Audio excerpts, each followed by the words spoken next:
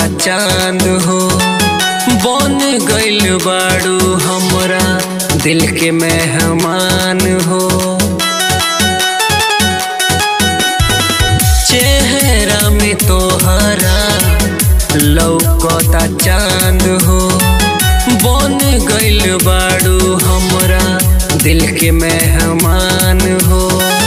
देखे खातिर रखिया हो जाला बेकरार, हमरा के करता हो पागल। सोना जो सूरतिया तुहार, अरे हमरा के करता हो पागल। सोना जो सूरतिया तुहार।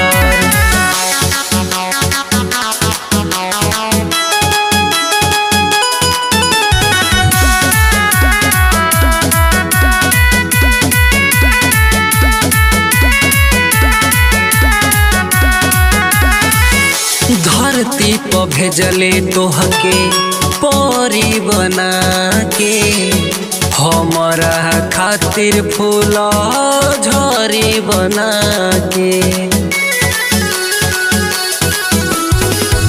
धरती पर भेजले तोहके परी बना के, हमरा खातिर फूल झड़ी बना के।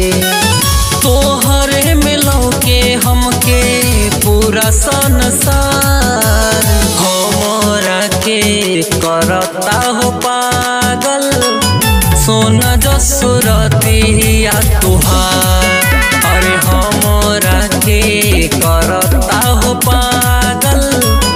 सोना जो सूरतिया तुहार।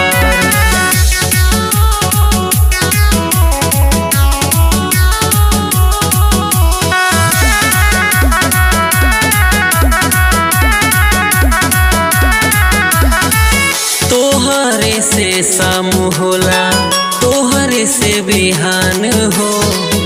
बन गइल बाड़ू अब्दुल रबी के जान हो। तोहरे से शाम होला, तोहरे से बिहान हो।